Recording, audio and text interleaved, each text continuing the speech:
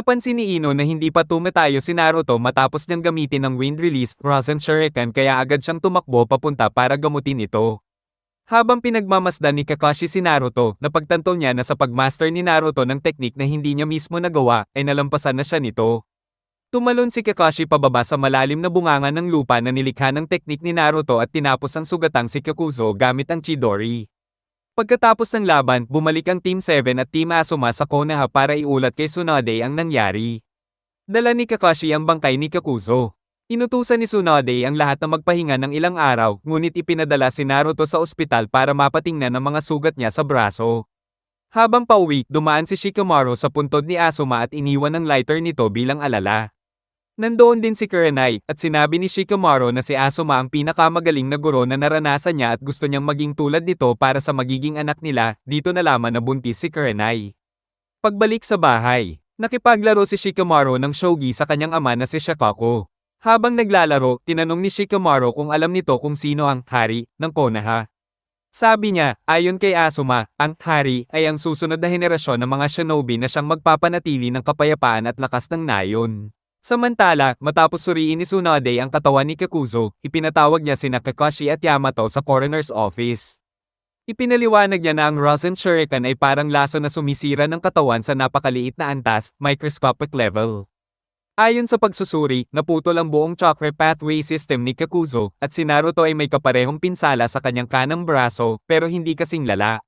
Idinagdag ni Tsunade na ang ganitong pinsala ay hindi kayang gamutin kahit ng pinakamagaling na medical ninjutsu at dahil dito, ipinagbawal niya ang Rasen Shuriken bilang isang kinjutsu o bawal na teknik.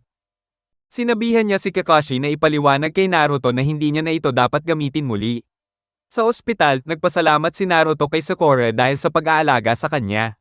Sinubukan ni Sakura na kumbinsihin si Naruto na huwag na gamitin ang Rasen Shuriken, maliban na lang kung sobrang kailangan.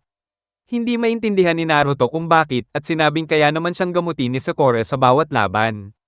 Pero pinaalala ni Sakura na may limitasyon din ang kanyang ninjutsu. Sa kabila nito, sinabi ni Naruto na mas gusto niya ang landas nila ngayon, nagtutulungan sila at nagpapalakas para mahabol at maibalik si Sasuke. Sa ibang lugar, si Sasuke ay nagsasanay gamit ang Chidori sa mga dummy target. Sa pamamagitan ng bahagi ng Cursed Seal of Heaven, nagawa niyang putulin ang mga ulo ng dummy kahit hindi direktang tinamaan ng Chidori. Habang si Kabuto naman ay nag-uulat kay Orochimaru na pinatay na nina Naruto sina Hidan at Kakuzo. Natuwa si Orochimaru sa balita at masaya pa dahil pinalampas nila ang Team Naruto. Umaasa siyang tuloy-tuloy ang pagbaba ng bilang ng mga miyembro ng Akatsuki at pinagtatawanan pa ito sa pagkawala ng dalawang kasapi sa iisang labanan. Gayunpaman, alam niyang hawak na ng Akatsuki ang Two Tails. Dahil dito, inutusan niya si Kabuto na kunin si Guren, isang gumagamit ng Crystal Release. Hindi natuwa si Kabuto sa utos pero sumunod pa rin. Pagdating niya kay Guren, bigla siyang inatake nito gamit ang Crystal Release, Crystal Needles at Crystal, Hexagonal Shuriken, Wild Dance. Ginamit ni Kabuto ang kanyang Chakra Scalpel para hatiin ang Shuriken habang sinisigawan si Guren kung bakit siya inatake. Sagot ni Guren, inakala niyang isang kalaban si Kabuto at kung natalo siya sa atake, hindi siya karapat-dapat maging kanang kamay ni Orochimaru.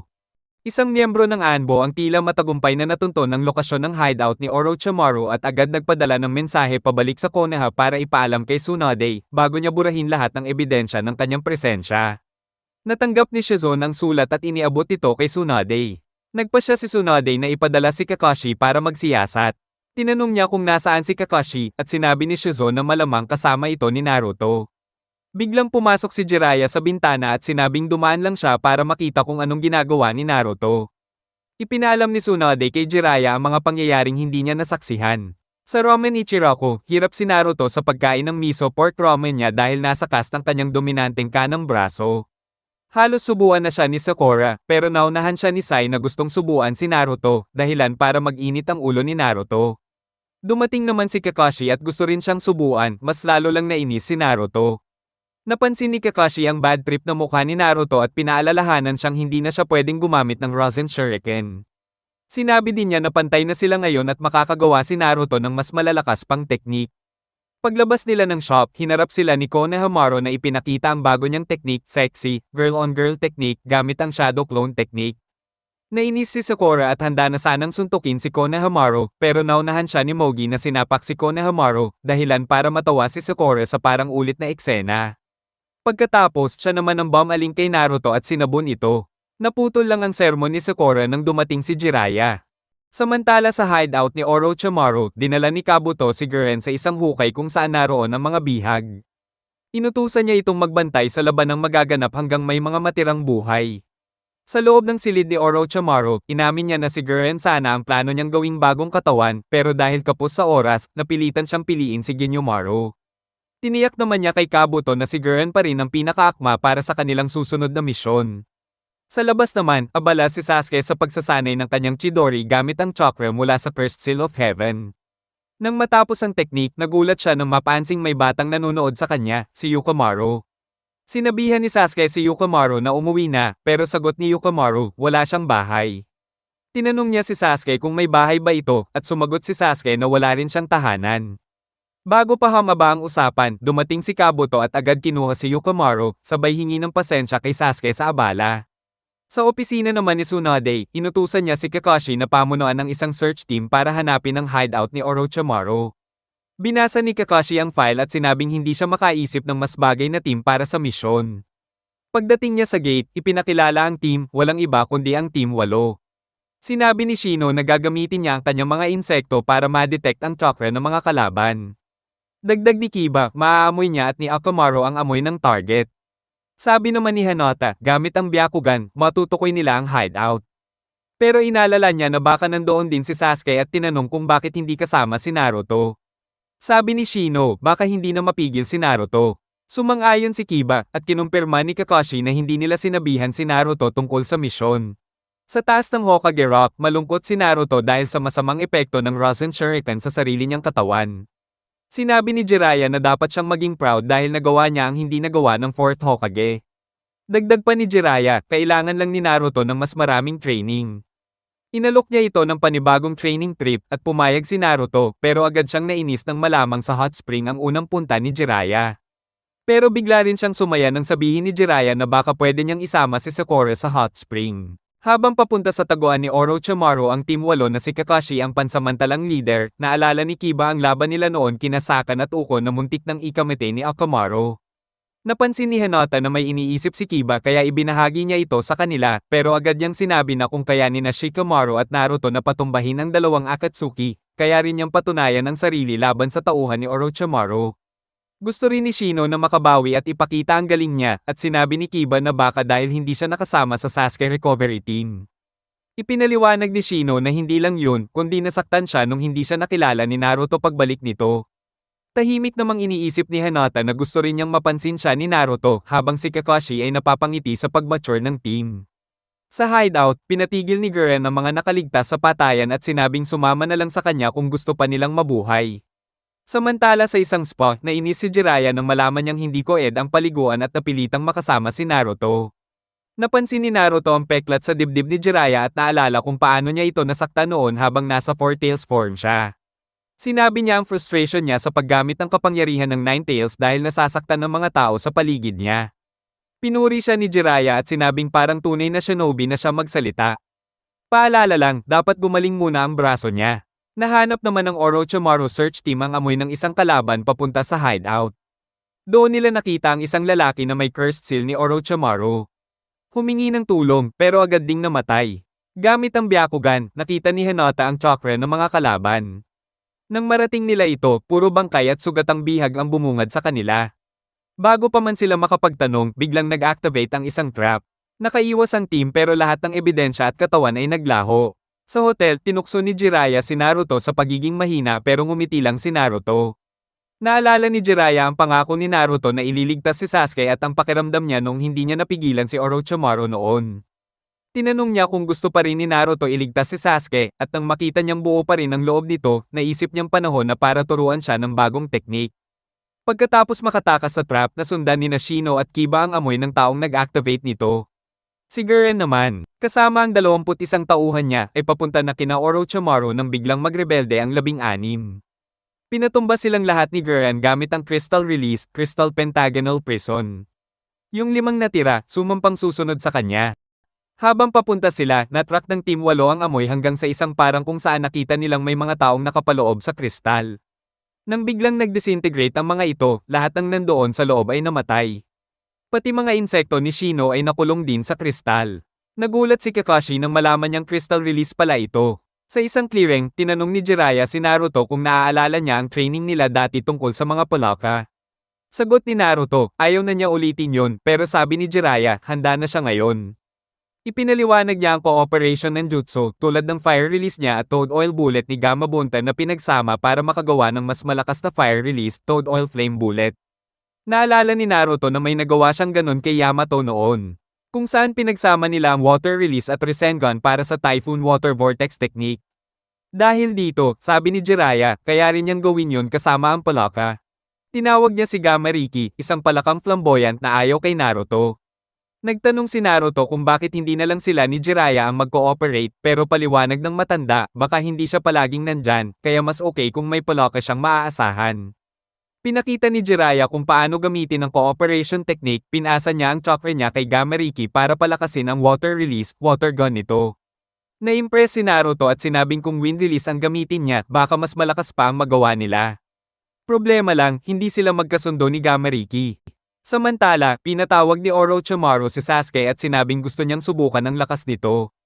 Hindi niya naramdaman ni kaunting takot mula kay Sasuke. Buo ang loob ni Sasuke at sinabing handa na siyang labanan si Orochimaru.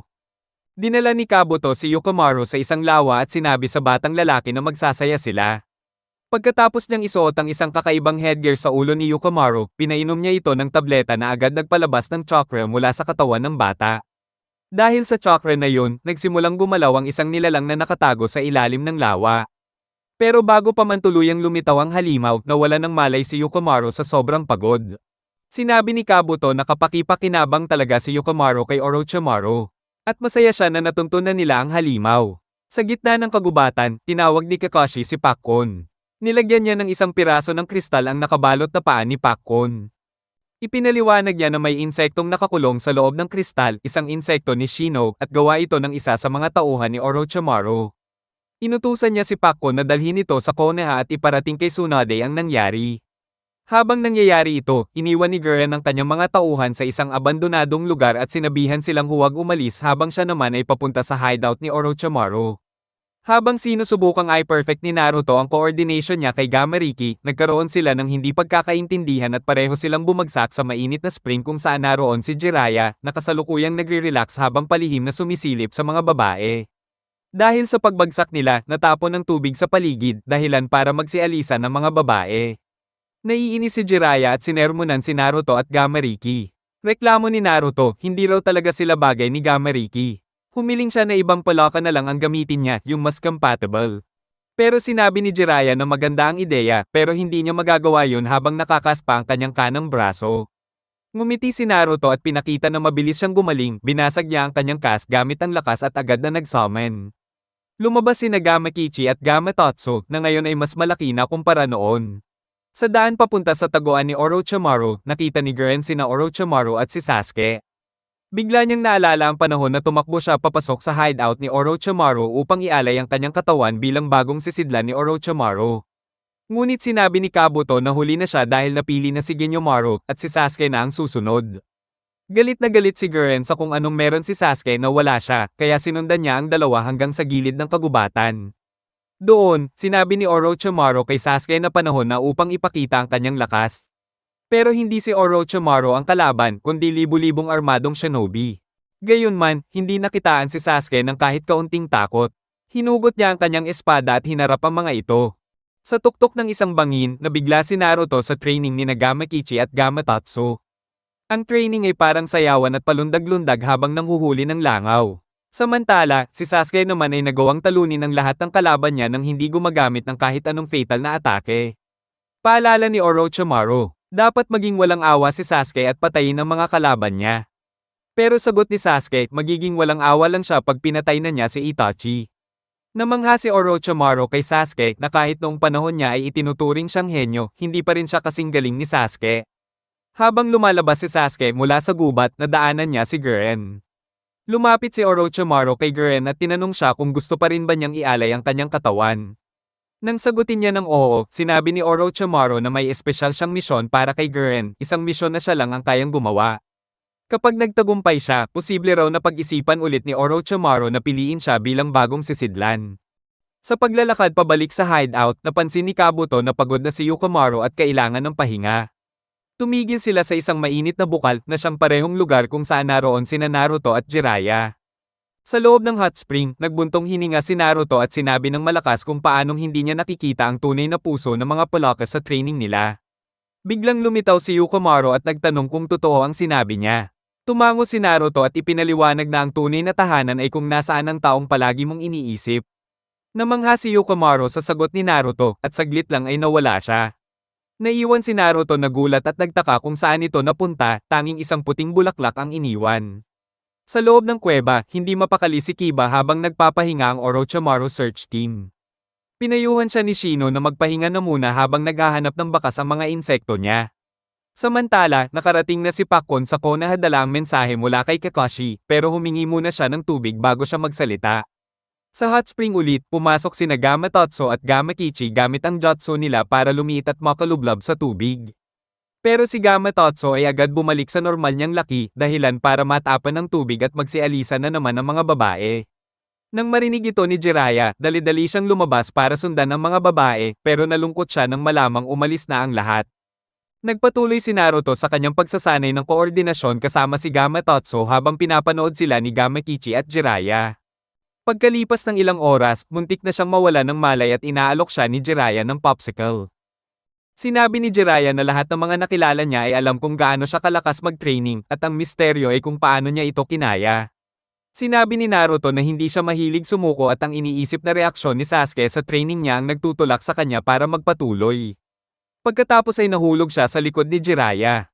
Nakakuha ng mensahe si Jiraiya mula sa isang ibon tungkol sa Akatsuki at agad siyang umalis, ngunit bago siya umalis, inutusan niya ang dalawang Toad Brothers na magpatuloy sa pagtulong kay Naruto at samahan siya pabalik sa Konoha. Sa opisina ni Tsunade, pinagmamasdan niya ang kristal at ibinigay ito kay Shizune para suriin, ayon sa mga tagubilin ni Kakashi. Habang naglalakad pabalik, napansin ni Yukimaru ang tanawin mula sa lambak at nakita si Naruto na naglalakad sa ibaba. Ngunit nagpatuloy siya sa paglalakad ng paalalahanan siya ni Kabuto na naghihintay si Orochimaru sa kanilang pagbabalik. Sa kagubatan, huminto ang Team 8 nang hindi maamoy ni Shino, Kiba, at Akamaru ang amoy ng kalaban. Gamit ang kanyang Byakugan, sinabi ni Hinata na walang kalaban sa kanilang paligid at nakakita lang siya ng isang paniki na lumilipad. Naramdaman ni Shino ang isa sa kanyang mga insekto at ipinaalam sa grupo na nakatagpo ito ng kalaban at nakaligtas, kaya't may immunity ito laban sa crystal release. Planong hanapin ni Shino ang insekto at palakihin ito upang gumawa ng isang immune na army habang magpapatuloy sina Kiba, Hinata, at Kakashi sa pag-scout ng target. Habang umaalis sila, hindi nila napansin ang paniki na nakabitin ng pababa mula sa isang sanga ng puno at agad na lumipad palayo. Nagmumuni-muni ang team ni Guren sa isang bahay, naghihintay na bumalik si Guren. Isa sa kanila, si Rinji, ay naglalaro ng dice kasama ang iba at napansin na si Gozo ay nag-iisa at ayaw makipaglaro. Sinabi ni Rinji na si Gozo ay malakas kaya't nakaligtas siya sa massacre mag-isa habang ang iba ay nagbuo ng alyansa, kaya't inimbitahan niyang sumali si Gozo sa kanilang team bilang isang ganap na miyembro. Nagpatrol si Rinji at nakita ang paniki na lumilipad sa itaas. Dama po ang paniki sa kanyang braso at ginamit ang ultrasonic mind waves upang ipasa ang mga nakita nito. Alam niyang may mga kalaban sa paligid kaya't inutusan niya ang paniki na ipasa ang mensahe para sa kanya. Nilapitan siya ni Gozo at nagpa siya ring magpatrol kasama siya. Sa kagubatan, narinig ni Kiba ang ultrasonic frequency at inihalin tulad ito sa tunog ng dog whistle, ngunit naguguluhan siya dahil hindi nila ni Akamaru nakikita ang amoy ng aso. Pagdating ni Naruto sa bayan, nilapitan siya ni Konohamaru at ipinakita ang kanyang bagong sexy technique. Nang matanto nilang nasa abalang kalsada sila at may mga tao na nakatingin sa kanila. Pinalo ni Naruto si Konohamaru sa ulo para pigilan ang technique. Bumili siya ng bowl ng ramen para kay Konohamaru bilang paumanhin sa pagkakapalo at ipinaliwanag na may tamang oras at lugar para gamitin ang sexy technique. Tinawag ni Naruto si Gamma Kichi at Gamma Totso upang ipagpatuloy ang kanyang training. Namangha si Konohamaru sa pagpapatawag ni Naruto ng Toad at sinabing hindi naman siya kadalasang nagpapatawag ng malalaking Toad pero sapat na ang mga maliit na ito, pinaalalahanan siya ni Gamma Kichi na siya ay henchman ng kanyang tatay.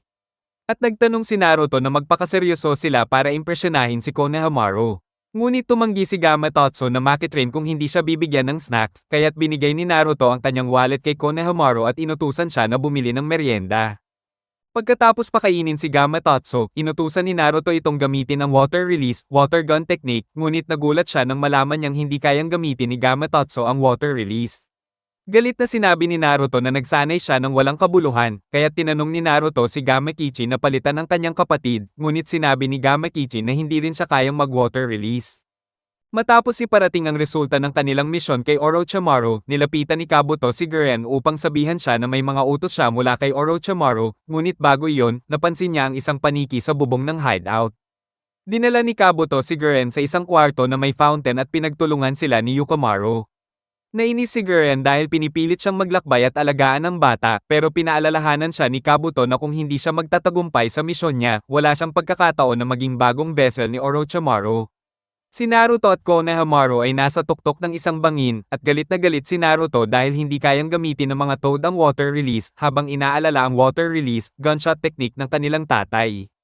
Pero nang magdesisyon ng mga Toad na iwan siya at mag-train na lang kasama si Gamariki, nagdesisyon si Naruto na mas gugustuhin niyang mag-train kasama ang mga kapatid at turuan silang gumamit ng water release, kaya't pinainom niya sila ng tubig, na ikinagulat ni Konohamaru. Sa mga abandoned na guho, naghihintay ang Team Guren sa pagbabalik ni Guren habang ipinaalam ni Rinji sa ibang miyembro na may sumusunod sa kanila mula sa bundok at natukoy ang trail ng aso. Sinabi niya na malamang ang sumusunod sa kanila ay ang Akatsuki o Shinobi mula sa Konoha. Nagtanong si Gozo kung bakit hindi na lang nila sumuko sa Konoha at humingi ng amnestiya kapalit ng pagbebenta kay Orochimaru. Sinabi ni Rinji na hindi pa niya naiisip yun at mas gusto niyang maghintay kay Guren na bumalik kasi ang goal niya ay pangmatagalan. Sa bayan, tinawag ni Tsunade si Yamato at inutusan siyang tulungan ng Orochimaru search team na pinamumunuan ni Kakashi at sabihing isama si Sakura at Sai. Tinanong ni Yamato kung isasama rin si Naruto pero mariing sinabi ni Tsunade na huwag at hindi dapat malaman ni Naruto ang misyon. Samantala, naglakad sina Yukimaru at Guren at naiinis na si Guren sa bagal ng lakad nila. Sinubukan ni Yukimaru na makipag-usap tungkol sa kanyang gustong bumalik sa isang lugar at pagmamahal sa Camillez pero nahulog siya. Dahil dito, kinailangan ni Guren na buhatin siya at lalo siyang naiinis dahil dumating ang ulan. Nahanap ni Shino ang isa sa mga nabubuhay na insekto at ginamit ang kanyang human cocoon technique para protektahan sila mula sa ulan habang ipinagpapatuloy nila ang pagpapapisa ng kanilang mga itlog. Pinilit ng ibang miyembro ng Team 8 na itigil muna ang paghahanap dahil inalis ng ulan ang amoy ng kalaban at napansin ni Kiba ang mga paniki sa bubong ng kuweba kung saan sila nagsisilong. Naalala niya ang dog whistle at inalerto niya si Kakashi at Hinata na malamang ginagamit ng kalaban ang mga paniki para mag-scout at kailangan nilang maging alerto. Habang nangyayari ito, dinala ni Guren si Yukimaru sa isang hideout kung saan natuklasan niyang may lagnat ito. Pinainit niya ito gamit ang kumot at apoy. At hinawakan ng mga kamay nito hanggang sa mag-break ang lagnat. Naalala ni Guren nung siya ay bedridden din noon at bigla siyang nagising, tanging umaga na pala. Agad niyang napansin na wala na si Yukimaru sa kama at tumakbo palabas. Narinig niya ang tunog ng isang instrument at sinundan ito at nakita niyang naglalaro si Yukimaru. Ipinaliwanag ng bata na ang instrumentong iyon ay pag-aari ng kanyang ina at wala ng pamilya, kaya't wala siyang tahanan. Habang nakita ni Guren ang kamilya na nahulog mula sa puno sa itaas, nahuli niya ito at ginawang kristal at ibinigay kay Yukimaru, sabay sabing habang siya ay buhay, hindi malalanta ang bulaklak na nakapaloob dito.